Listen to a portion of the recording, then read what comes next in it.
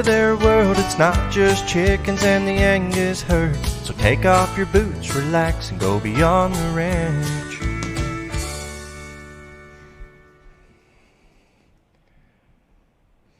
Hi guys, and welcome back to Beyond the Ranch. Erin's giving me hand signals as we're getting ready to come up. What's going on? The TV is crooked. Oh, the TV is crooked. How did you not get that? Do you want me to fix the TV? No, it's the TV is what we see your guys' comments on, apparently. Do you want me to fix it? I can fix it. No, it's fine. You sure? I didn't know what this was. Hi guys. No, I was like, the TV is crooked. We need I think at this point, we need help.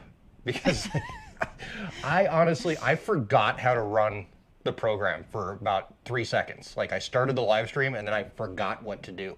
I forgot how to, that's why if you were watching at the very beginning, the webcam came up and it was like, wait a minute, what's going on? Why is the intro not playing? And the webcam's, anyway. Introduce yourself. I'm Erin. And I'm the guy who sits on the couch with her. This is all about, today is all about Ask Erin. If you receive our newsletter, which I sincerely hope that you do, you can actually sign up for it on our website. Matt says I have ADD. Because of this? I guess. I don't know. I didn't know what you were doing. I thought it was you were juggling, No, miming, crooked. juggling. I don't know what you're doing. Where was I? Ask Erin on the newsletter. If you sign up for the newsletter, which you can do at our website, ourwyominglife.com, newsletter comes out every single Monday, hopefully, and Monday-ish. Monday-ish. Every weekly-ish. Maybe 2 out of every 3-ish weeks. We've got our crap together. Anyway, you can sign up for the newsletter. Please do so. Head on over to our website and do it. I have a little counter here. I can tell if you're doing it. Go do it. Please go to the website. Sign up. Open up another window. I'll wait. No, I'm just kidding. I'm not going to wait. In the newsletter this week, Erin was in Chicago. You weren't there to write it. You could have wrote something. I was busy. You were waiting for planes. I was tired. How many more excuses do we have?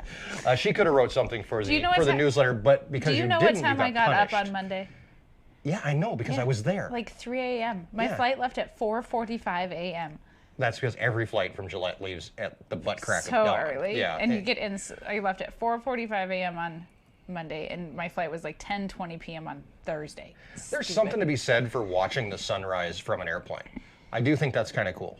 Depending on what side of the plane you're sitting on, you could have watched the sunrise. I don't know if I did or not. You don't know if you did. Either way, Erin didn't write anything for the newsletter. I punished her. I didn't so much punish her. It was actually an idea. You asked me if it was okay. I asked her. I was like, I don't do that. Yeah, I'm not stupid, right? Slow, but not stupid.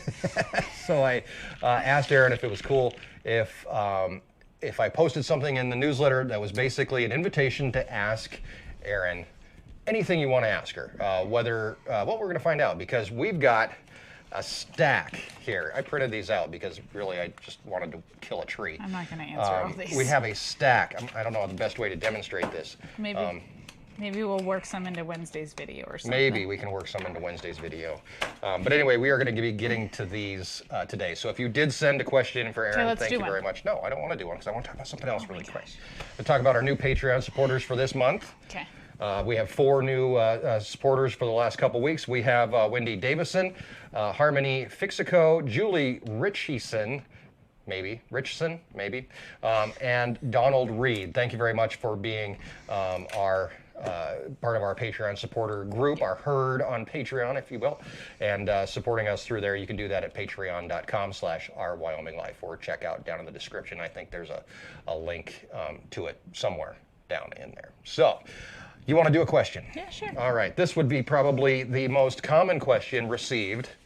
I only printed out one of them because there was multiples, because people do worry about this kind of thing, especially when you're on the internet, TV, whatever you want to call it. This is from Cynthia DeMarch, and it states clearly, "Hi, Erin. I want to know your hair secrets. Your hair always looks so shiny and healthy. I don't know. Do you have a secret?" Erin's like, "Don't wash it. Get it dirty." I don't know. What is your secret? Did I just give away your secret? Yeah, no, just I know your secret. I have the same secret. It's amazing. Oh man, all mine fell out though. That's the problem. My hair secret is just don't have any hair, and then you don't have to mess with it. But nobody asked me what my hair secret was. What's your hair secret? I guess since the people want to know. While you're doing that, I'm gonna make myself a drink. Okay. I only wash it like once a week, twice a week if it's summertime and I'm outside. I know, yeah. But you don't need to wash hair every day. You don't. Okay. See, the oils are all made. The oils are all made up here. They need to make it down here. I have a lot of hair, so buy good shampoo and conditioner. And what shampoo and conditioner do you use? Pray But tell. it doesn't matter what I use. You need Yes, to it find. does. You need to find out what works for you. If your hair is dry, But that's not the question. or curly. The question doesn't say I want you to tell me how to get my own hair secrets. It says I want to know your hair secrets. Yeah, don't wash it. And I don't blow dry it. So, I mean, I curl it or I straight iron it, but I don't. I try to use minimal heat. All right, very cool. We're going to try to alternate here between emailed questions for Erin and questions from you guys live. So we're going to try to alternate back and forth. Some of them, obviously, depending on how good your question is, may take longer to answer. How good your question is. Well, I mean, really, if you have like an in-depth question, it could be one question. I can talk a and lot. we're done. Yeah. We're just like, if you ask Erin the right question, and I think Matt knows probably what the right question is, so Matt, don't give it away. But if you ask Erin the right question, she will go, and I get to just take a nap for 45 minutes. Oh, yeah. I'll be back at the end. Good tip, Melissa. Shampoo the roots, not so much the ends. Condition the ends. Little tiny bit of conditioner up here. That's the same thing I do. We are so alike. I know. I know the same thing. No, That's mayonnaise. crazy. Don't use mayonnaise. Manny uses hot sauce, so it's cool. It's all good. That seems a little bit racist. It's cool. He calls our dog Beaner. Anyway, now we're gonna get dinged for that. All right, you want to? So since I get to pick these questions, how about you pick your own question from the peanut gallery? Okay, so you get to pick your own question. Now they've been coming in for about an hour and a half or 2 hours or so. So we're going to scroll back a little bit and let you pick a question. And it can't be the same question because I know that William Dunn was extremely worried about how to make his hair look like yours. So you can't go tell William how to do his hair. He needed to be paying attention the first time. All right. Thank you very much to our moderators, by the way, Matt Fensel, William Dunn, Lori Habel, Bill the Tractor Man, and of course our good friend Zach Hewitt hanging out with us this evening. I don't know if any of them are here, but I gave them all credit. William and Matt are here. All right, you find one yet? Hey, look at that, Jim Yoakum. I haven't seen that name for quite a while. Thanks for coming back, Jim. Appreciate it. Where you been, man? All right, he's been quiet. Maybe his keyboard broke. Okay. I don't see any questions. You don't see any questions? Okay, let's scroll down here. Okay, so if somebody has a question, let's do it the easy way. Somebody has a question for Erin that they would like to ask, and it can't be Matt's question. Just ask Erin, and she's going to pick one here, and then we're going to go back to another one of the ones that's emailed in. Okay, so I can do like a super easy one. Joyce Basinger asked, what grades are the kids going to school this year? Kenzie's in 5th, Grace is in 3rd, and Lincoln is in kindergarten. And then Brian Yonker asked, Erin with wonderful hair and always looking well rested. Spill the beans, is it easy to be a mom and farmer? Is it easy? What do you think? I don't know. I mean... So I edited last night, and I got done editing this morning's video, which I hope you had a chance to watch, the weekly vlog, about 11 o'clock last night. I came downstairs and you were snoring. Yeah, like you had like a machine, like a sawzall. I sleep really great in the summertime. I struggle a bit more with like insomnia. I don't know that it would be an insomnia, but in the wintertime, a lot of times like I fall asleep and I wake up in the middle of the night. But I love in the summertime, like I weeded and stuff yesterday, and like I'm still tired from my trip because it was just a lot of. I think I only slept 4 or 5 hours every night, but I love in the summertime being physically tired. And so like, I mean, I sleep a lot differently in the summertime than I do in the wintertime, just because like I really enjoy working like physical work so that I'm physically tired at the end of the day. Like it's great. I fall asleep I mean, I fall asleep all the time. You get so mad because I fall asleep really easily. Yeah, we're watching. We lay in bed and we usually watch like a show or whatever, and then inevitably Erin falls asleep, and then I hear the next morning what happened, and it's like, I'm not telling you. You missed it. You're done. Yeah. You can go back and watch it later on. But is it easy to be a mom and a farmer? I mean, I just like this has been I've been a farmer as long as I've been a mom, and I've been a mom as long as I've been a farmer. So I started going to farmers market and I started the gardens when I was pregnant with Mackenzie.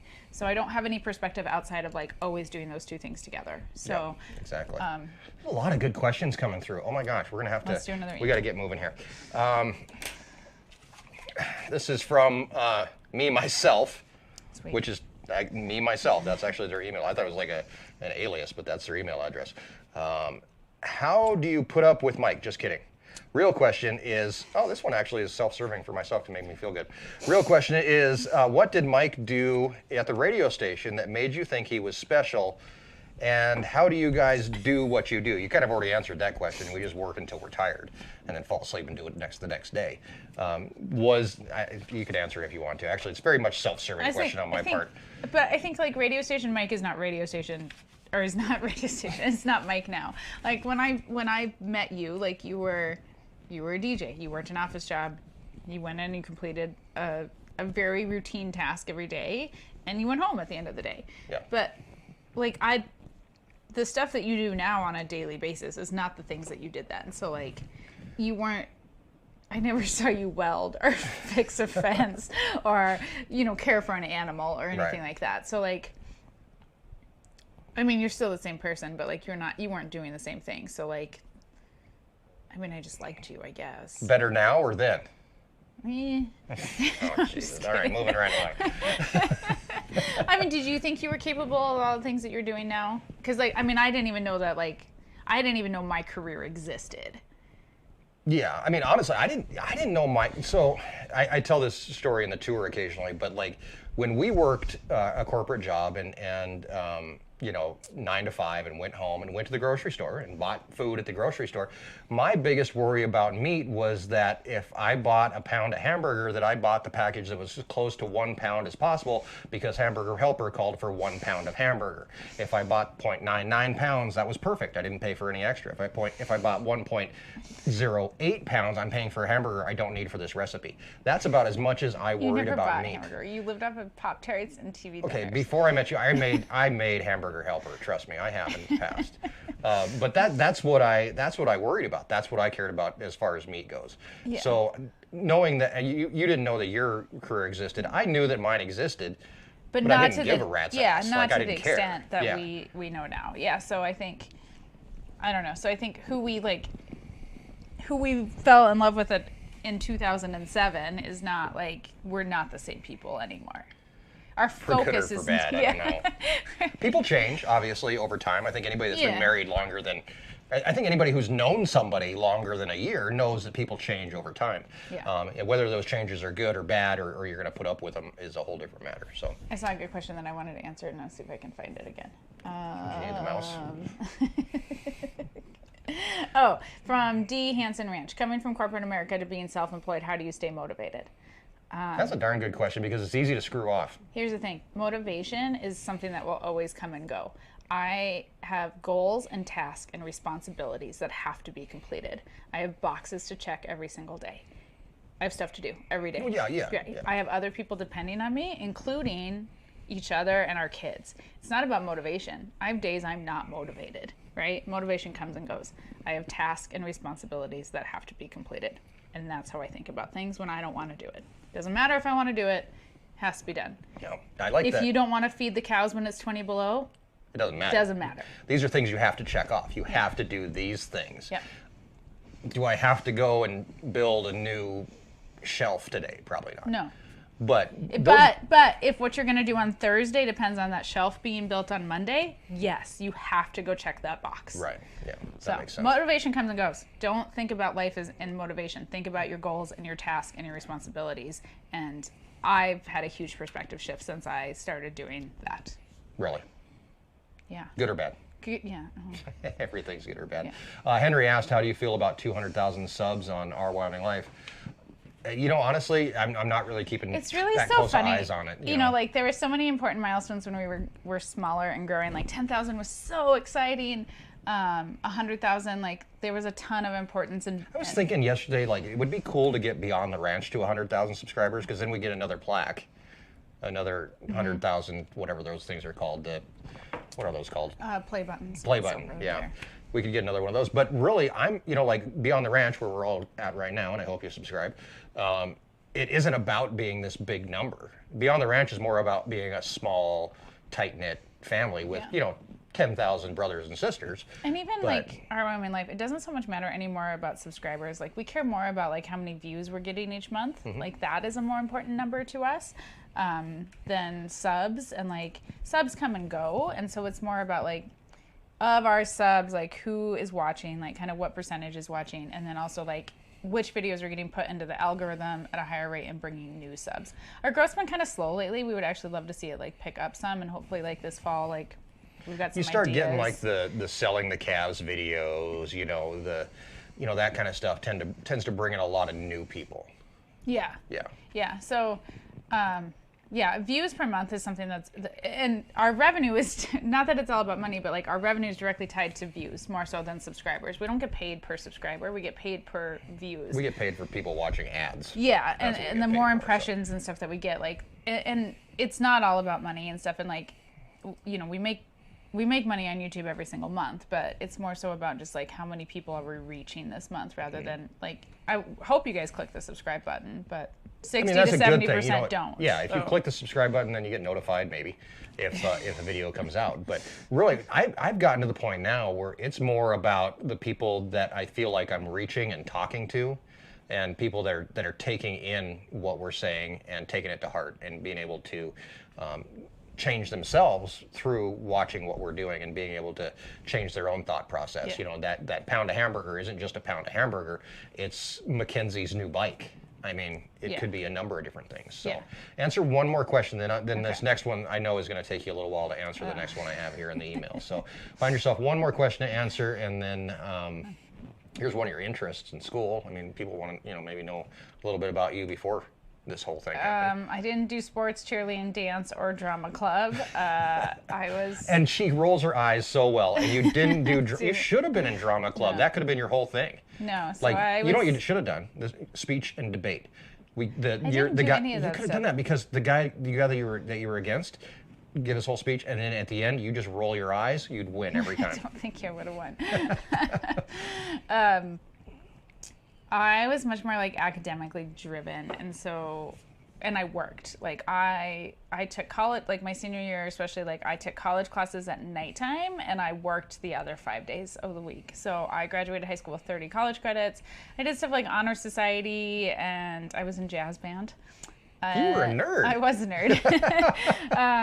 And I worked pretty much from my like junior and senior year, and I think even my sophomore year I worked some. I've pretty much had a job since I was like 14. So I worked. So you're good at that. I am good at working. One more question before I get to this one. Do you consider yourself ranchers first and then farmers, or farmers and then ranchers? I consider you a rancher and myself a farmer. Mm-hmm. I do feel like, and I've said this before, all ranchers are farmers, not all farmers are ranchers. Not all farmers have livestock. Yeah. But if you have livestock, you have to be a farmer because you have to feed that livestock. You kind of suck lately. So it's not my fault. I've been out doing all kinds of stuff to try to make it rain. Can't do it. I consider myself a farmer. I mean, I try. I kind of really have imposter syndrome around that. I call myself a farmer. I don't always feel like I'm a farmer, but it's one of those things, if I say it 9 million times, eventually I think I'll believe it. So yeah. Sweet. All right. This one from James Bradford. I'm planning on moving off the grid next year. I want to ask your opinion on the size of garden and greenhouse to feed 4 adults year-round in Kentucky. That's a very specific question. Yeah, so a lot of these I haven't read beforehand, but you shared this one, and so I have some thought on this. So if you watched today's vlog, when we were talking about landscape fabric and asparagus and weeds and living walkways and stuff, and like you said, you know, Mike Bloomberg said, like, just put a seed in the ground and it grows, and I said, it's very simple, but extremely complex. So this question is that. It is very simple, grow enough food to feed your family. Store that food for the winter, grow more food in the summer. It's extremely complex, and there's a number of variables, and I can't tell you a cookie cutter answer. Like I'm not the expert, right? Like I am not. I think you're more of an expert than you give yourself credit. But I'm not a prepper. We're not homesteaders. Like there's probably tons of other content creators out there that can give you a rough idea. But if I was going to consult with you on a one-on-one basis for this type of question, I would say, do you even know how to grow a garden? She doesn't pull any punches. No, I mean right? yeah. What is your knowledge base? How much experience have you had? And then I would start kind of almost like working backwards. So like, how many vegetables do you consume every single week for your family? If you want 1 pint of corn for 52 weeks, okay, cool. So that's 52 jars. That's 104 cups of corn. I can do the math to figure out how many ears of corn you need to produce. But also, where are you going to store this corn? Do you have a pressure canner? Do you have a water bath canner? Well, you need a pressure canner to do corn. But do you know how to run a pressure canner? Can you afford jars? Like what's your budget? Yeah. What's your soil like? Do you have water? Do you have irrigation? Do you have the money for a high tunnel? Are you going to be able to grow year round? What's your soil like? I mean, there's so many layers to that thing. And then also like, what does your family like to eat? So like, if you can grow beets and can beets, but your family doesn't like beets, that's a waste of your time. If your family only likes corn and tomatoes and cucumbers, well, that's going to be a bit tougher. Yeah. So I don't know. This I don't is know what I what like it's though gonna about our channel and the way that you explain things and the way I try to explain things is it's so easy to get that cookie cutter answer from people. 1,500 square feet. I don't know. And that's a bad thing. Like people see, you go online, you let's say I went online and searched for the answer to this question. I guarantee you I would find somebody that has 10 easy steps to grow everything you need for your family in 1 year. They would have that. But it's not 10 easy steps. And oh yeah, you can buy these 10 easy steps for $99.99 from my website. Or I'll tell you the first one and I'll sell you the other 9. Yeah. So, but it's never that easy. There's never, we talked about this earlier, but yeah, here's my 5 easy, well, actually I have one easy, I'm going to write a book. It's going to be called 1 Easy Step to Make $1 Million. And the first step is going to be write a book and sell it to people who want to make $1 million. Yeah.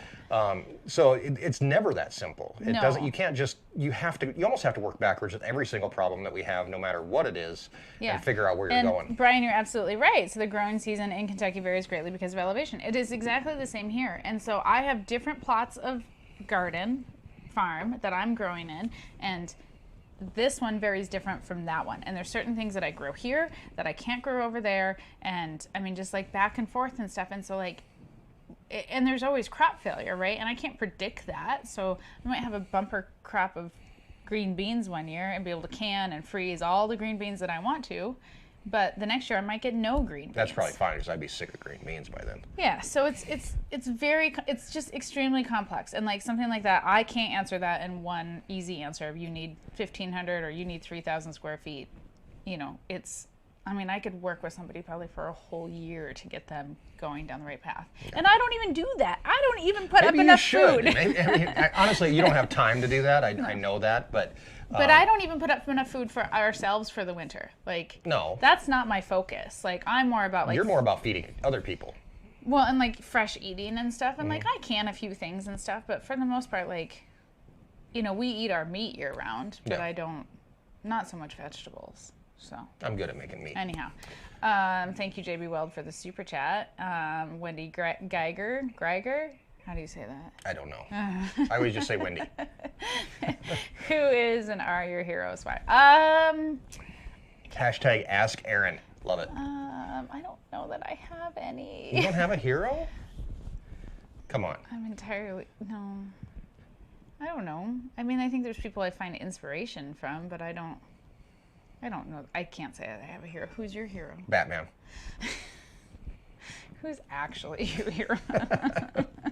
I don't know. I tend to look at people that know what they want to do and do it. Like, yeah. So no BS. Let's just get crap done. Yeah, I mean, I'm sorry, Wendy. I don't have a good answer for you. I can't really say that I have a hero. I think, yeah, I think people can be super inspiring, and You're my hero. stop it. You are the wind beneath my wings. There's enough wind here. You don't need me. Yeah, no, I think, even I just think I find certain people inspiring, and so like a few years ago, 5, 6, 7 years ago, when I was trying to really figure out how to grow at like a larger scale more efficiently, like I watched a ton of like Curtis Stone and John Martin. I can't say his last name. He's in Canada, but and like Never Sink Farms and like some of that like market farm content and stuff, and like so that was kind of inspiring. And then like I meet people within like the nonprofit world all the time that are super inspiring and just really passionate about their work, or even like this trip that I went on and the other farmers and stuff that I met, and just hearing them talk about their operations and the struggles and the good and the bad and the successes and stuff. Like, I mean, it's just like I find other people's stories inspiring, but I can't say that I have like one single person that I would consider a hero. That's actually a really good answer, because I think that your heroes can shift as you move through your life and what you're dealing with at the time. And your hero, it doesn't have to be Batman. I'm not sure how Batman gets around with all that crap on his belt. I can't even. I'm catching my phone on stuff all the time. Batman has to have a terrible time getting in and out of his car. But like meeting people and seeing what they face and how they move through it and how they progress. I remember when you started working with Christine at the university, and how much you talked and how much you admired her for what she was doing for food insecurity in the state. The governor's wife. Jenny, and how much you admire her for what she's doing, and how you don't have to have a hero. You just have to have somebody that you can emulate, that you can look at and say they're doing good things. I want to do good things. But not even too. Completely, right? Like I don't want anybody to be like, I love everything about Erin and Mike, and I'm going to do everything like Erin and Mike do. No. Take what is pertinent and pertains to your life, and be inspired or replicate how it works for your life. Right. I can't go be a corn and soybean farmer because I don't live in Illinois or the Midwest. But listening to other farmers talk about how they're diversifying or doing things different, like makes me want to come home and continue to do things differently, because sometimes it's hard to do things differently. Right? It's easy to just sell calves at auction. Yeah. I mean, some of my heroes are people that do things that aren't easy. I mean, that's the hard part. You can skate through life. Anybody can do that. Yeah. Being able to make a move and do something that's outside of your comfort zone, something that's not easy, that not everybody would be able to do. Yeah, you definitely rank right up there with me. So let's answer a couple more questions from the live stream chat. We're halfway through here. We've got a really good question coming up on the email. What's up? JB's other super chat. Mike's Erin's hero. She told us before. She told you no such thing, but I'll take the credit. Let's see. Have you ever thought of cutting your hair and donating it to cancer? No, I never have, because I figure I'm just going to get like that much.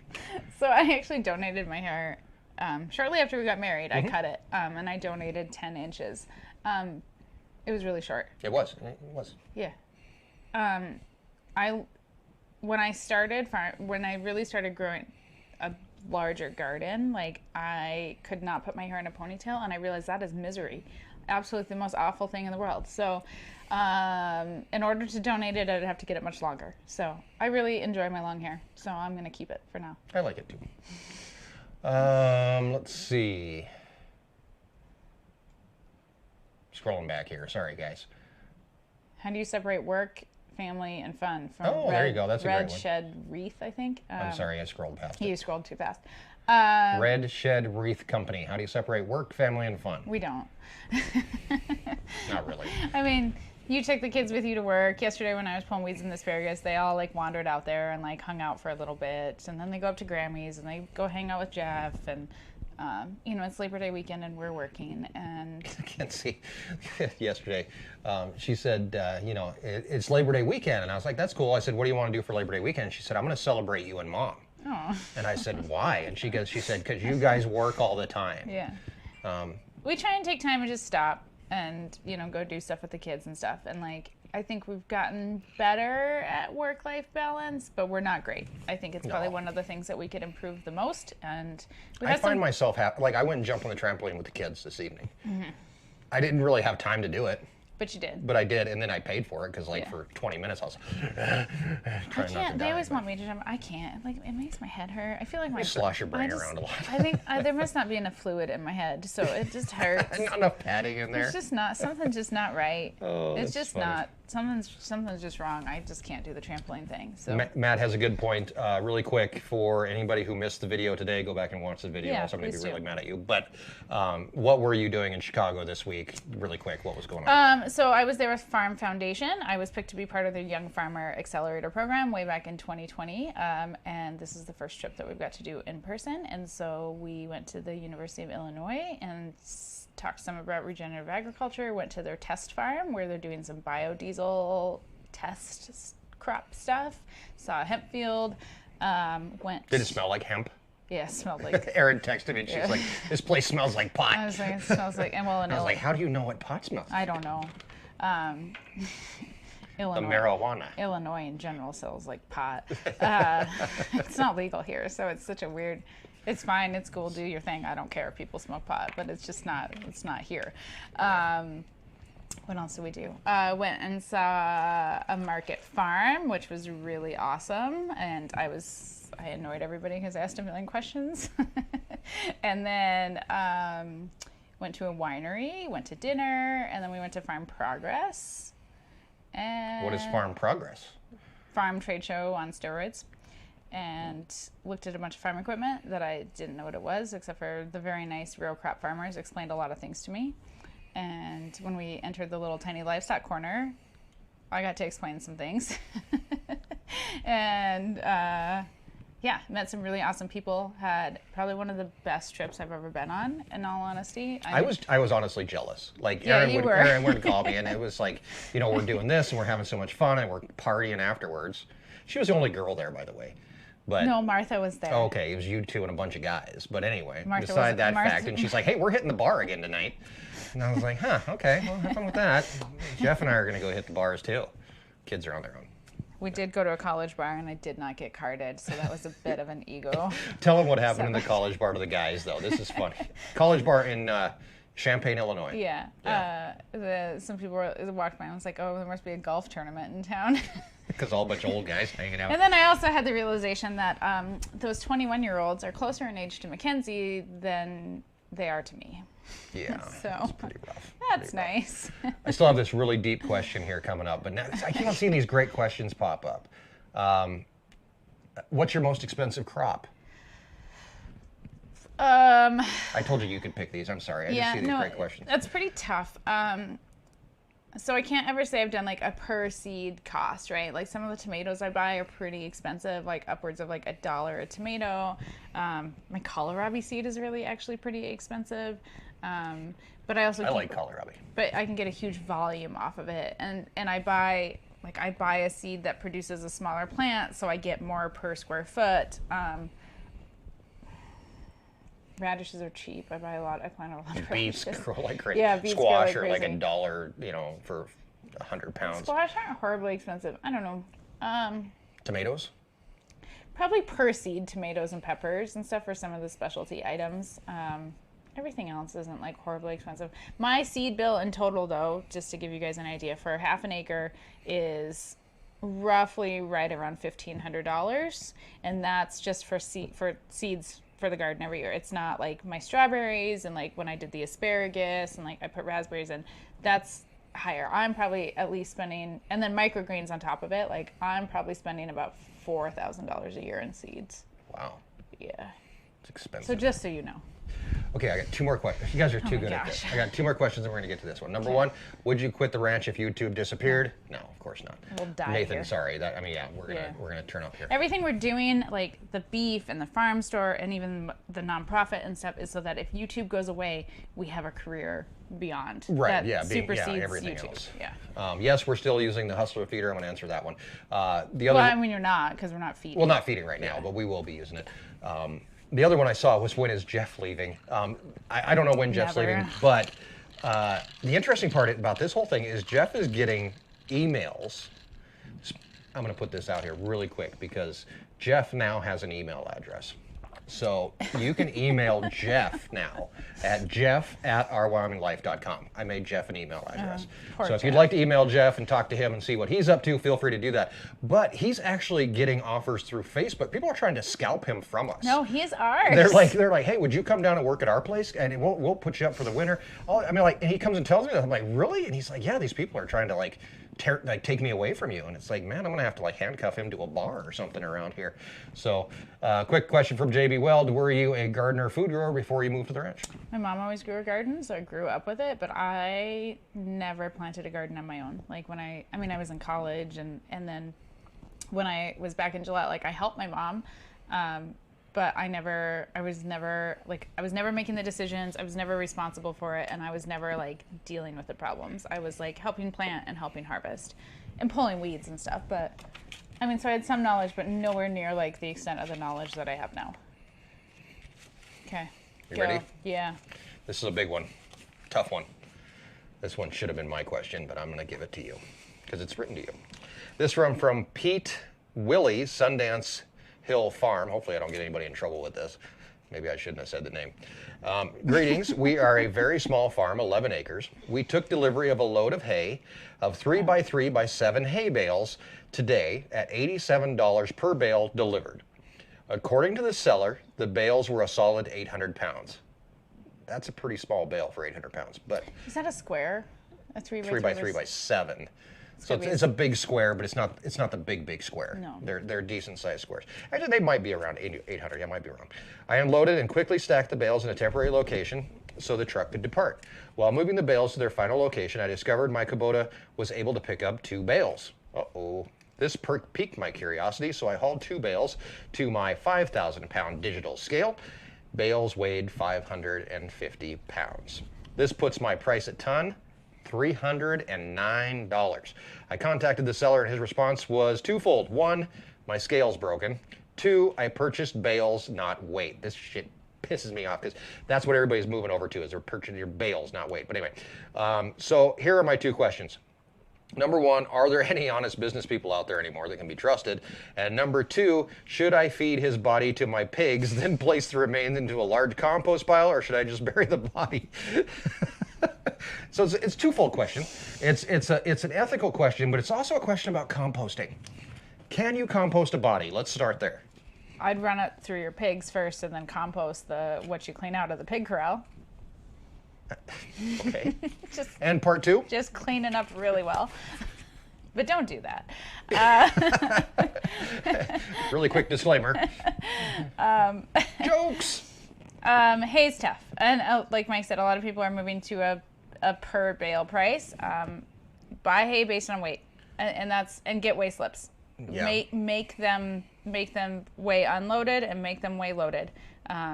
There are semi scales everywhere. I wouldn't buy by the bale. And if that's the only way they sell, I would go find somebody else.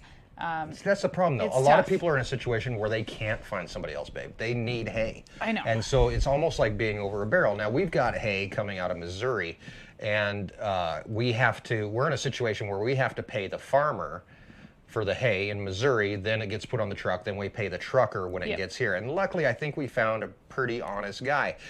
But we are paying by the truckload. We're not paying everything in advance. Yeah. But still, we're handing him, $2,000 every time he drives down to Missouri, and it's like, am I ever going to see this dude again? So there's something to be said for good and bad people. Yeah, I think people are inherently good. There's also bad people. I have a really quick story that Gary Yerke told me. Everybody needs a Gary, but you go ahead really quick. I think, first of all, become educated on hay. So what should a 3x3x7 bale weigh? Somebody here was selling 5-foot rounds and saying they weighed 1,800 pounds. That's not going to happen, right? And so just educate yourself on what hay should weigh. And alfalfa and higher protein stuff is going to weigh a little bit more than grass hay and stuff. And learn how many tons fit on a semi. Because if they're 35 tons on a semi, nope, 22 tons on a semi, unless it's squares are a little different. Or you got to train. You got to, you got to pup. Yeah. So learn their side of the business so that you can filter. if you're within driving distance and you can make a trip, go buy 2 bales. Pick them up, come home, weigh them, and say, this does not weigh 800 pounds. I'm not paying this price. And see if you can negotiate. This is exactly what happened. So Gary, our neighbor, he hauls hay. And he had a gal call him, and I think you kind of alluded to the story, but called him and said that she had bales for him to haul, and they were 2,000-pound bales. And Gary said, really? They're 2,000-pound, 5-foot round bales? That seems pretty heavy. Not gonna happen. So the gal said, she called the guy and said, you know what, I'm going to come over with my trailer, and I'm just going to pick up a couple bales. I want to see what they look like, you know, kind of thing. And she went and picked them up, took them, got them weighed. They were 1,400-pound bales. So you do have to do your due diligence, especially when you're in a crisis mode, because that's when people do. I know lots of cops. I know lots of people in that industry or in that career path, and that's when people take advantage of you. When you are in, when bad things are happening, you are susceptible to be taken advantage of. Yeah. So make sure you're doing your due diligence. Bill, the tractorman, says, I sell small squares by the bale in small quantities because that's what the consumer wants to do. However, round bales sell by the ton. Yeah, small squares is like a whole different game, and so that's like, know your bale size, know what it should weigh, because a small square should still weigh a small square. Yeah, a small square should weigh 50 to 75 weigh that in your pounds. bathroom. Yeah, so you can. So, if I'm paying upwards of, like right now, small squares are going for like 13-ish a bale here. 12, some, yeah. Yeah, so somewhere in there. I want a heavy small square. I don't want a 40-pound small square. I still want to be getting 60, 65 pounds. Mm-hmm. So it's still, hay people do whatever hay people do. But if you're the consumer, like, know their product, know their side of the industry enough that, like, you're educated enough to filter out the bad. What you always hope, and what I've always hoped, is that when I do have to buy hay, that you have a friend who makes hay. When I need an electrician, I have a friend who's an electrician. When I need a plumber, I have a friend who's a plumber. And when I need hay, I hope to have a friend who has hay. The problem this year was actually my friend that has hay is keeping his hay for his cows because he's in a drought too. Yeah. But so we did have to go somewhere else. But form those relationships as well. I mean, that's a very important thing to do. That'll definitely pay off in the long run. Invite them over to dinner. Give them a steak. Do what you got to do. Yeah. If you find a good hay guy, like, treat that relationship well. Yeah. We have and hay brokers are a whole different thing. If you deal with hay brokers, I have a hay broker that we dealt with last year who absolutely refuses to buy hay this year because he thinks it's just being priced ridiculously high. And I called him and I said, are you going to be doing hay this year? He said, no, I'm not paying that amount of money so that I can just pass it on to you and make you pay even more. It's ridiculous. So that's honesty, if you ask me. Yeah. So the next question, or do we need to go here or do we need to go here? Where are we? We just asked this one. Go to the wall. Ask a question off the crooked TV. Not crooked like crazy hay broker crooked, but it's actually physically crooked. Yeah. Now it's bothering me too.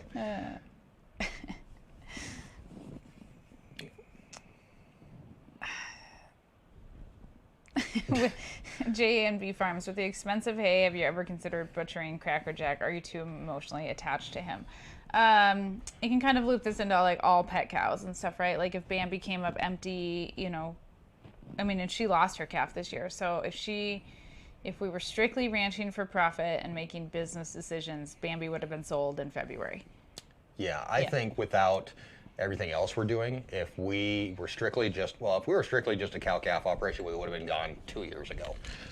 But if we didn't, it's tough. Like if we didn't have YouTube, if we didn't have, it's a possibility that it would have gone. But I think back to even when Gilbert was alive, and there were cows that Gilbert was emotionally attached to.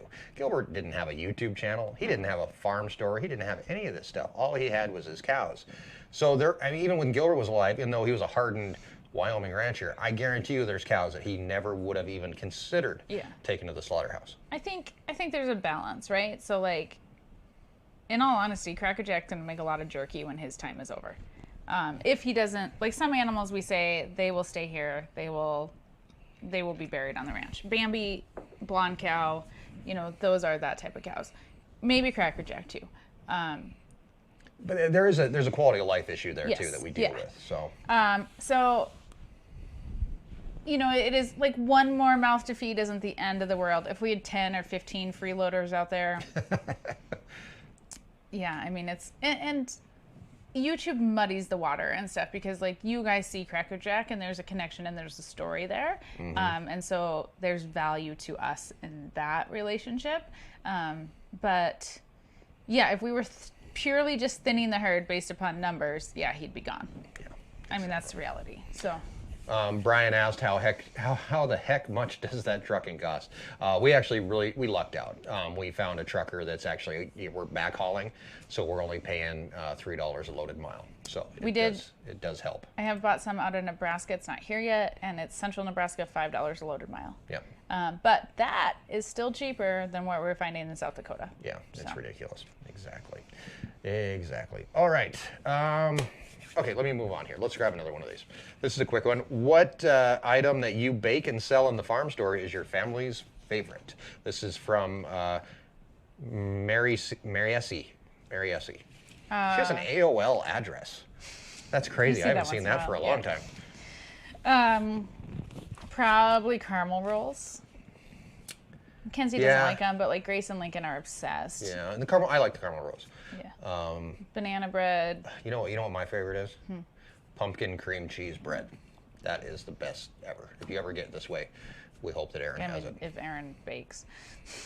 If Erin bakes, yeah. It's been a rough summer for that side of the farm store. Our next question actually leads right into that. This is from Ninja with a Gun, son.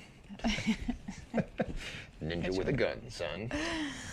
What's the most hectic time for you and Mike on the ranch?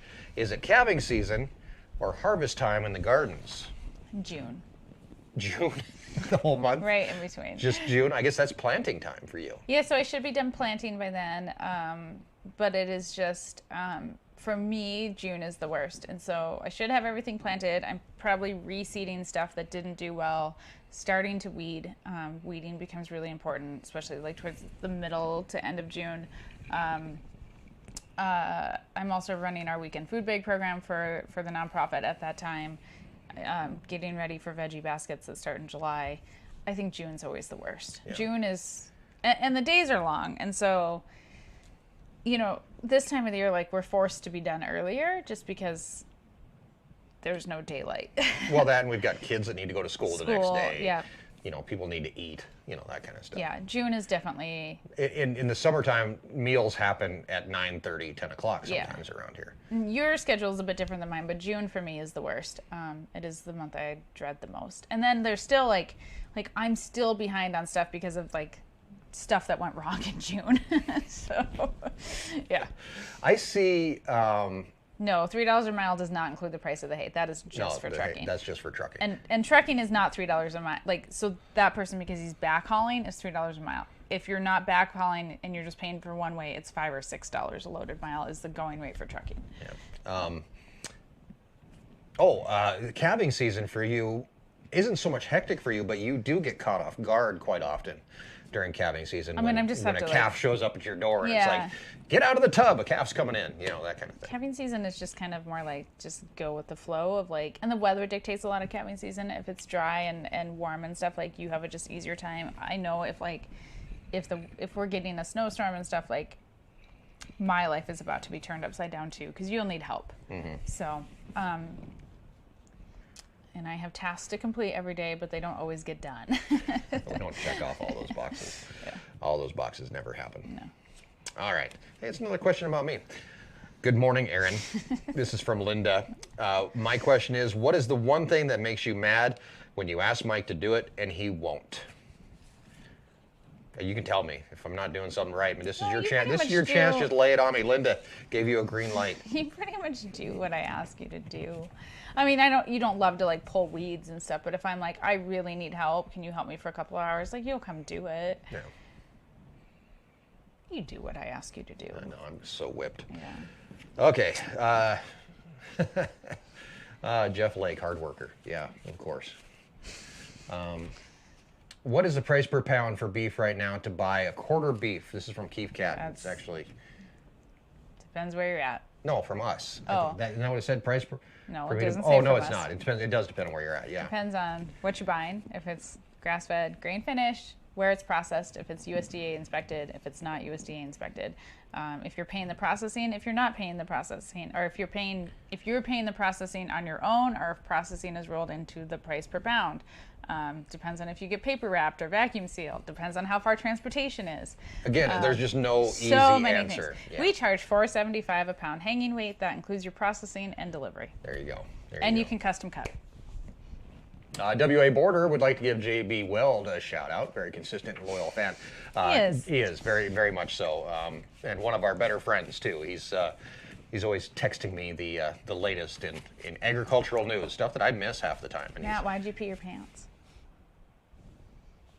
I don't know. Why do you, Matt? Do you need to take the laptop in the bathroom with you? Maybe that might be a good idea.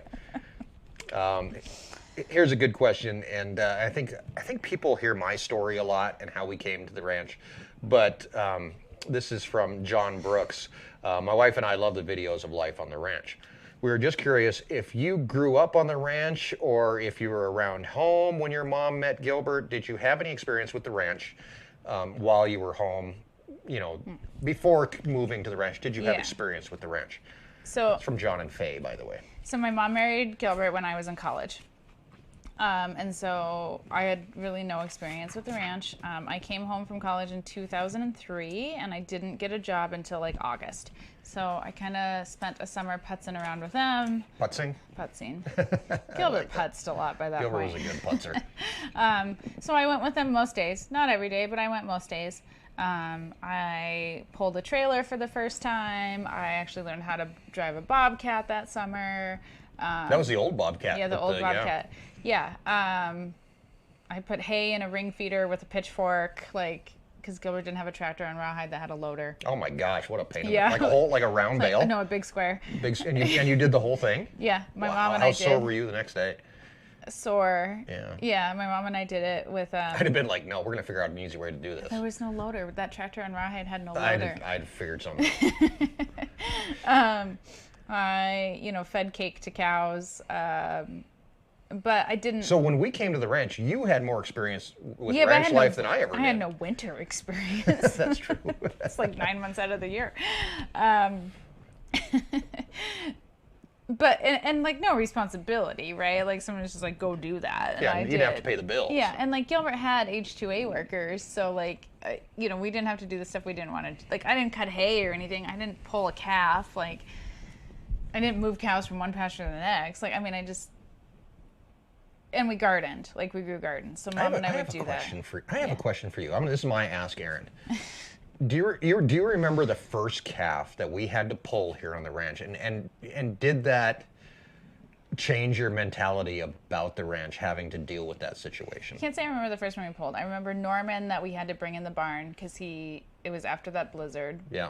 That was our first year here. He couldn't get up, and I remember we went round because we went round and round. I was a member of the wait and see tribe at that point. I was like, he'll be fine. We'll just wait. And Erin's like, no, you need to pick him up and bring him in. And I think my mom was there too, and she was, we were watching it, and it couldn't get up, and I think we kind of were all like, okay, now we have to do something. Mm-hmm. Do you remember our first year, that cow that was in the home pasture, and she had legs out, but we no progression.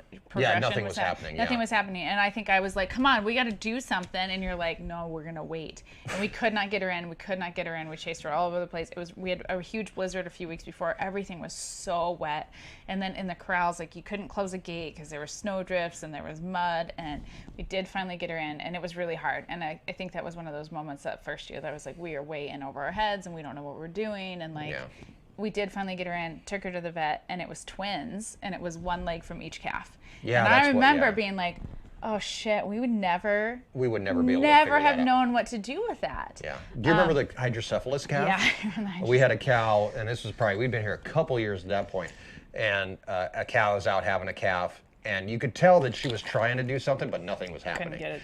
And eventually it was like, okay, we're going to bring this cow in, because I think by that point I was kind of getting to that proactive type mode, where I was like, okay, we have to do something. Yeah, we got better, and I think we're pretty good. I think you can always be better, and you can always, afterwards, if things go right or wrong, you can always second guess yourself. But I have literally cut a cow in half to take a calf out. Yeah, I think that's how far we've progressed. We've gotten so much better at identifying when when things are not going the way they are. Right. So, So we brought her in, and you know, I stick my hand up there, and I'm like, well, this doesn't feel right. Like, it's weird.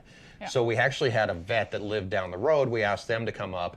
They felt in there, and they said, oh, it's a two-headed calf. Remember that? Yeah. They were like, it's a two-headed calf. well, and she was just like, something's not right. She Yeah. couldn't quite figure it out. And the cow, we couldn't get the cow up. And it's hard to pull a calf when the cow is laying down. But we managed to get the cow in a trailer. We the took it cow. to town, Yep. took it to the vet's office, and it turns out that it's a hydrocephalus calf, which its brain There's water has on the water brain. on the brain, so that the head is huge. So they the ended up skull's really thin, and it becomes like a balloon and deformed. and it won't fit out the birth canal. Yeah. And they ended up getting the calf out, but that was scary because I was like, this is stuff that happens. Yeah. And like, if we didn't bring that calf in, that cow would have died. Yeah. And that when you start realizing that there's like Well, like, there's lives in the balance. Now they're cows' lives, but when you start to realize that, it's like, okay, now this is all of a sudden kind of real. yeah. So just like with the twins that were coming one leg from each calf, if you would just hook chains on and pulled, I would have, yeah. you would have horrible killed that things would have cow. happened, yeah. Or we would have never have been able to,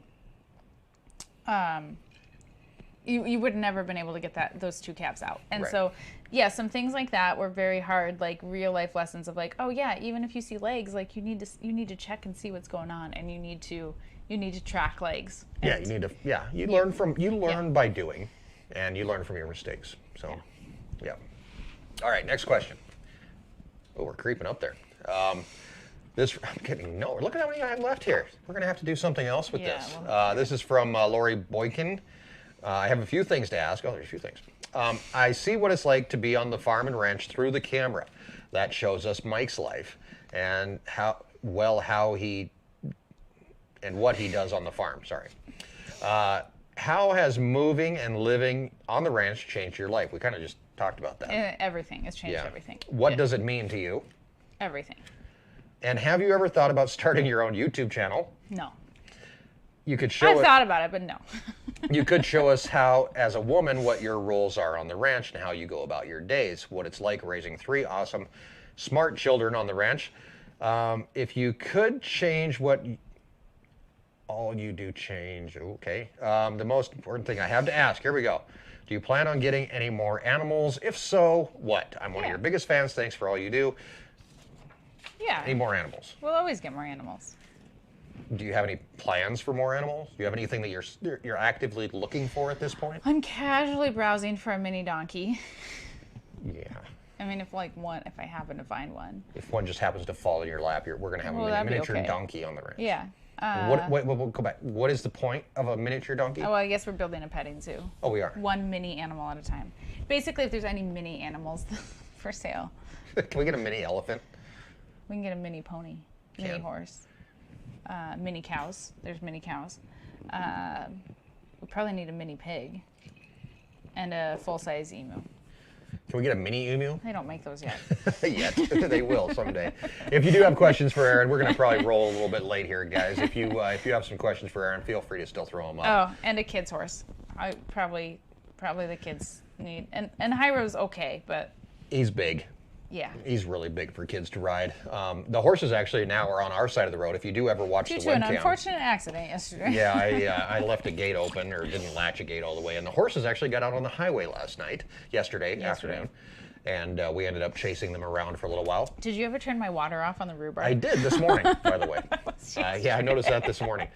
Well, that's really well watered. It's a very well-watered rhubarb patch. So anyway, the horses now, if you check the webcam, you'll actually see the horses out here. So let's see. See if you get any questions there that you want to do. Yeah. When's the cat roundup? Soon. It's coming up, yeah. We need to catch and spay and neuter a ton It'll of cats. probably be part of the weekly vlog. I probably won't do a whole video about the cat roundup this year. William, we're not going to get an alligator. There was a baby ostrich on Facebook the other day, and There was? did not. Yeah, remember Tammy? Oh, yeah, that's Tammy right. was going to get it when she brought us the peacocks, which I'm still waiting for those peacocks. So, I don't know. Is there any animals you would like to add? I'd like a zebra. That'd be kind of cool. As somebody who lives in Gillette for several years, you actually grew up here in Gillette. Scott would like to know what your favorite restaurant is in Gillette. You don't know what your favorite restaurant is? I mean, we If eat we at were Las going to go out to Margaritas. dinner, where would we go? We go to Las Margaritas. We go to Las Margaritas. I don't know that it's my favorite. I don't know. It's a tough decision. It is a tough decision. Maybe somebody wants to know where to get you a gift card for your birthday. I'm always happy with Las Margaritas. Although Armando's is really good too. Yeah, there's quite a Pizza few. Corello is good. We went there not that long ago, and I was like, oh, we should come here more often. Where? So Pizza Corello. Oh, yeah, yeah.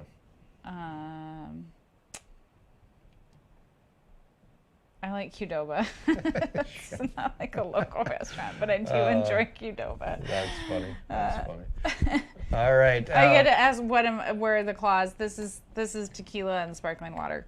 Yeah, she didn't have time to pregame, so she had to hit right to the heavy stuff. Red Shed Wreath Company, did you paint the canvas behind you? No, actually, Patty Amato painted that for us. I know Manny is here, her husband, and I'm sure Tammy, Patty's come probably on, somewhere. where are my peacocks? There was 4 peacocks for sale at the feed store by Tammy, and she didn't bring them to me. Really? So disappointed. She does not love you at all. Not at all. I came and visited her in Chicago, and she didn't even bring me peacocks. You know, actually, that would have just completed your whole trip. If she would have brought you 4 peacocks, like right when you showed up in Chicago, handed them to you, you could have carried them around in your bag the whole time. And at the hotel, in a hotel in Chicago with peacocks in the hotel room, that would have been awesome. That would have been awesome. All right, we're going to answer a few more questions from you guys. I'm going to give up on these because I'm starting to think I might be getting into some strange things. I just replaced the water filter in my side-by-side refrigerator. Now I can't get the water dispenser with the filter. I can get water in the door with the water dispenser filter out, but not with the filter in. Erin, do you happen to know what the problem might be? Call your appliance repair person. Erin, do you know why penguins give each other rocks during mating season? No. That's a Google question. That's a Google question. Oh, here's kind of a good one. Erin shared a garlic lemon chicken recipe. Do you have any more recipes that you would like to share? Are you going to do any more cooking videos? Maybe over the winter. We'll figure out. Well, it's under promise and over deliver. Here's one. I know this is not going to help at all, but this is funny. We are planning a stop at the farm store on Friday afternoon. Cool, we're open then. Can we stop by? Yeah. We're open Wednesday through Friday, 1 to 5:30. I didn't really screen these very well. Let's see. Yeah. Let me pick one more. If I can find one more. Here's one. Bengulator. If you had unlimited money, what would be the first thing you would do to the ranch? It's a question for you. It's ask Erin, not ask me. She'd be like, I'm gonna go to Mexico. Yeah. First Sit on a beach for a while and think about it. So many things. I don't know what the first thing would be. Don't they say hire a lawyer first whenever you Yeah. come into money? Yeah, I mean, maybe go see like a financial planner and Yeah, a no lawyer. doubt. Actually, you know what the first thing we would do is pay off some loans. Yeah. That would be a good thing. Buy hay. Yeah. Yeah, I mean, I would just continue down the path of diversification and stuff. So like a commercial kitchen, I would put up a greenhouse that's climate controlled and heated. I'd develop more farmland. I would cover crops some hay fields and do some regenerative agriculture on hay fields. I'd buy cows. I'd pay off whoever you have to pay off to get irrigation. No, I wouldn't buy. You wouldn't buy a pivot or something? No. I'd Put work high tunnels over the entire place? I'd just throw a tent over the whole thing and call I it would a circus. a calving barn. Yeah, would that'd be be nice. Yeah. Yeah. A bigger farm store. Yeah. That would be cool. Yeah. I'd go for that. Yeah. Very cool. An employee to run the farm store. Make work for somebody else. Yeah. We talked in our video this morning about being able to ship beef. I thought I'd talk about that really quick. Erin and I are working out our options, whether it's dry ice and how we're going to do things. That probably won't we won't probably have anything on the website, and we'll let you guys know as it goes. Make sure that you subscribe to our newsletter, though, because that's where you're going to find out about things first. We also don't have inventory to ship right That now. was really loud. We don't have inventory to ship right now. So we're waiting for steers to be back from processing and stuff too. So we're hoping for I want to say a late October to November rollout of shipping beef. Yeah, that's kind of what I'm thinking. We've got some tests to do. We're going to test dry ice. We're going to test our cold packs, whatever we can do and make it work for everybody. So we will have some testing that'll happen over the next couple months. Seriously, you need to sign up for the newsletter because Patreon and newsletter, people always will get first access to that stuff. And newsletter doesn't cost you a thing. Yeah, so.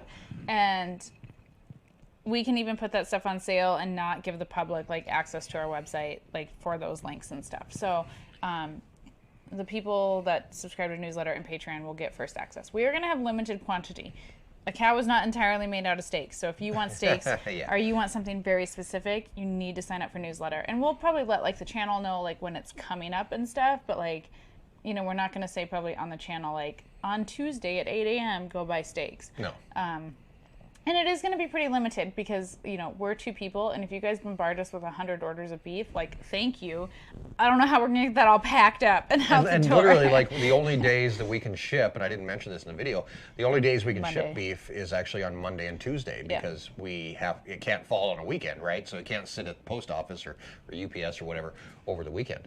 So we have to ship on Monday and Tuesday. So if we, like you said, if we get 100 orders, we're going to be and I know tons of people want to be like on the test list and stuff. Like, we're really probably only shipping out a couple of packages. Like, a lot of our testing is going to happen here. Like, put a box together, set it on a counter, put it in the shop. We don't need to like, we do need to ship some, but like we don't need to ship a ton of boxes in order to see like if our liners and all that stuff work. And we're working with someone at UPS that has done this for a long time. So he knows what he's doing and he is advising us along the way and stuff. So yeah, we are going to make sure our stuff works and we're going to kind of dry our gel packs enough. Do we need dry ice? We're looking at some dry ice options. But we will ship out a few packages, but if we shipped to everyone who wanted a test package, we'd have no beef left. That would be true. I got tons of emails about so many, and we appreciate so much that you guys are willing to help and like potentially receive a box full of spoiled meat. But it could happen. Yeah, I think we'll do a ton of testing here on the ranch without stuff ever leaving, and in like different environmental things, and we'll. And one thing, you know, people keep on saying, you know, look at Omaha Meats, look at Kansas City Steaks and see what they're doing. We can't because they obviously, the discounts that they get for shipping are so much different. We're not going to get a huge discount for shipping, right? We're going to be lucky to get what we get. And that's part of the reason we did beef jerky for 2 years so that we could go to UPS and say, hey, here's how much we ship per year. And what can we do? And how can we bring our shipping costs down? Because we know we're going to have people that want to buy beef. So and honestly, there's so much more to it that you guys don't even see. Like, I need to set up basically a whole new store on the website. So complicated. Oh, it's so ridiculous because let's say, for example, you buy 5 pounds of hamburger, but you also buy some beef jerky. Well, now all of a sudden I don't have to ship that beef jerky to you 2 days overnight. So now I've got 2 packs. Oh, it's just a giant pain in the butt. The website back end of it and all the plugins and apps and the conditional shipping requirements that we put in it's crazy. So complex. Yeah, so, exactly. JB had a super chat. Erin, would you consider creating NFTs of your cows and auctioning the NFTs? Big money on that. Gotta go. Good night. What is an NFT? I have no idea. Hey, I hope I didn't leave. What's an NFT? Throw us a bone here. I don't know. What is an NFT? Let everybody conjecture. Let's figure out what this is. This is the same game you played at Farm Progress when you would see an implement, you didn't know what it is. We're gonna play the acronym game. NFT. What could it stand for? National Future Trade. National Future Trade could be National Football Theme Song. No, that doesn't work. Nighttime Frisbee themes. I got it. It's a non-fungible token, a unit of data stored on a digital ledger called a blockchain that certifies the digital asset to be unique and therefore not interchangeable. NFTs can also be used to represent items such as photos, videos, audio, and other types of digital files. Access to any copy of the original file, however, is not restricted to the buyer of the NFT. NFTs are tracked on blockchains to provide the owner with proof of ownership that is separate from copyright. Okay, I mean, that's a little over our heads. Blockchain in agriculture, it was kind of brought up very briefly on my trip and stuff, and like there is uses for blockchain within agriculture. This is great pillow talk. I don't really entirely understand blockchain and or like Bitcoin, and like I kind of get it, but I still like I kind of just can't wrap. Can you wrap your head around it? I'm hoping you fall asleep before we get to that point. I honestly don't know. The Bitcoin thing and all this stuff, like, And blockchain, which is different. like I'm so far out of that I don't even. I think we have so many more things. JB Weld, you need to call me and learn me on all this stuff. So I think there are so many more things that we can do better and work towards. Like, I don't think we'll ever be perfect, but we can work towards perfection. You know who we need to hire? JB. Apparently. He can make his own salary.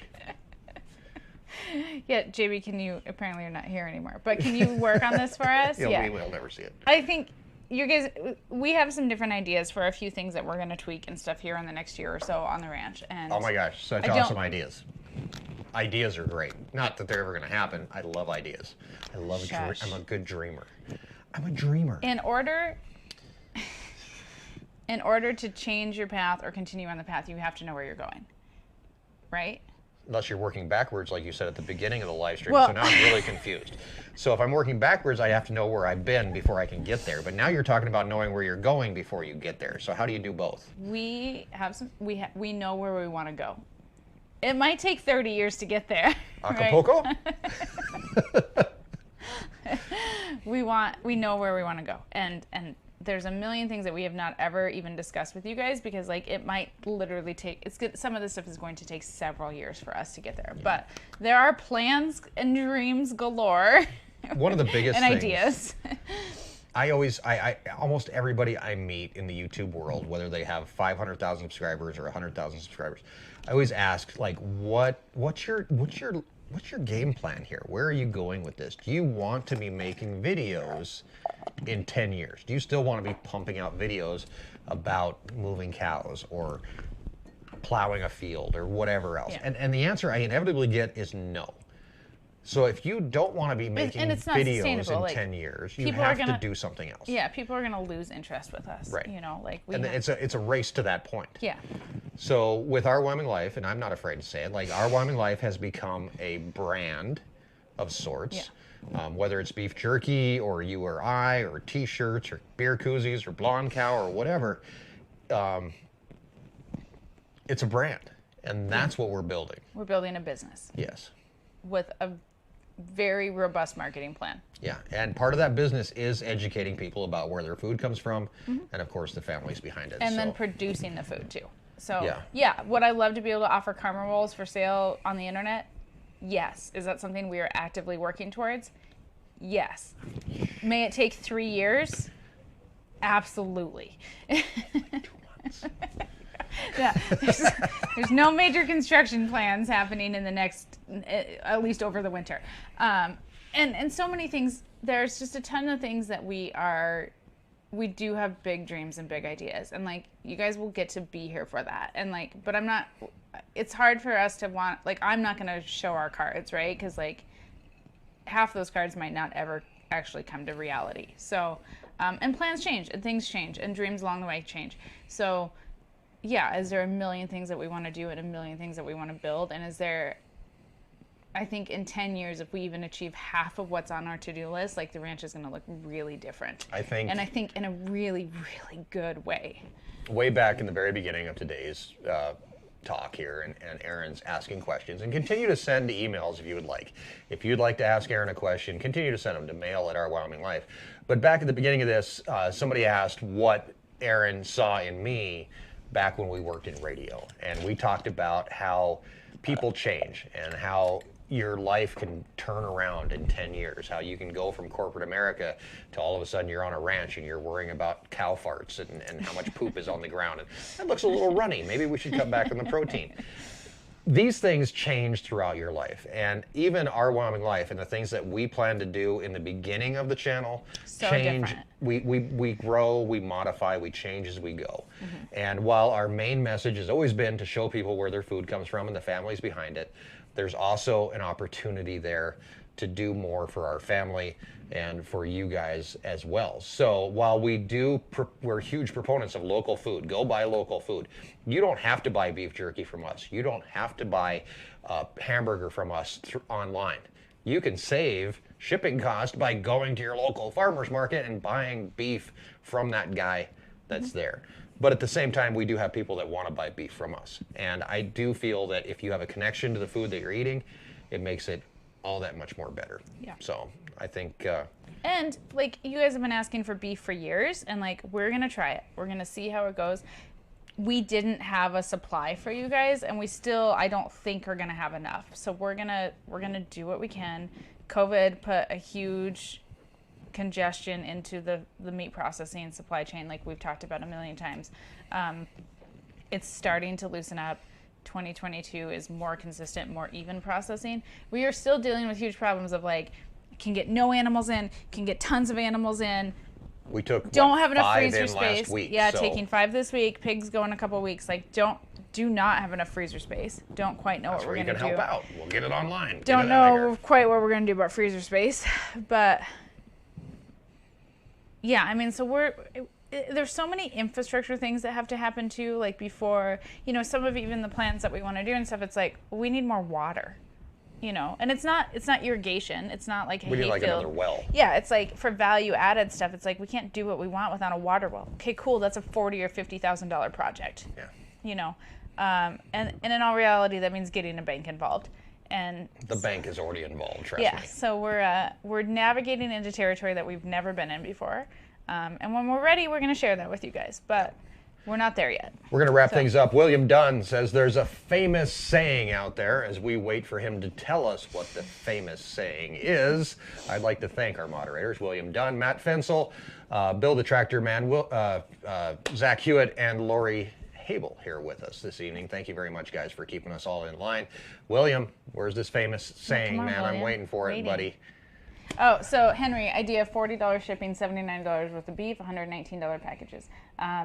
It is going to cost more than $49 for shipping. Our cost for boxes, liners, and gel packs. We talked about this in the video. We were $10 just for the box. Yeah, and all the other stuff. If we can figure out ways to bring that down, that's part of the testing process. Yeah, I mean, at least we're looking at least $20 in like hardware or whatever you want to call it. It's hardware, right? Handling, shipping and handling. So when you talk about shipping and handling, you have shipping, which is the cost that you have to pay UPS or whoever to get it there. Handling is the tape, the box, the label, the labor that it takes to put everything in the box. You know. And we're talking like $10 to $20 just for the materials, not even our labor. Yeah, exactly. William Dunn, we're waiting for that famous saying, William. man. We can't go until you give it to us. So he retracted his message. He did. He retracted it because I put it right on the spot. Apparently. Let's see, guys. We're gonna work. We're just gonna wait here until William gets done going to the bathroom or whatever it is that he's doing. There it is. Here it is. You may not be where you want to be, but you are where you're most needed. Yeah. I agree, and we definitely agree with that, and we want to look towards the future as well. Now he retracted that. William, we're going to take away your moderator status. You retract way too much. You can't put it out there, man. He said his phone is acting up. Thank you guys very much for hanging out with us. Thank you. I do think, though, it's important to know where you want to go so that you can make the right decisions today. Like, where I want to be in 10 years is not where we're at today, but without that plan, it's easy to get lost. Yeah, very much so. Thank you, babe, for allowing us to ask Erin today. This was fun. Really appreciate Thank you, guys. You guys asked a ton of great questions. If you'd like to see this kind of thing again, be sure to send us more questions. We got a ton more that we didn't get to, and hope maybe we can build a video that would come out on Wednesday or something around some of these.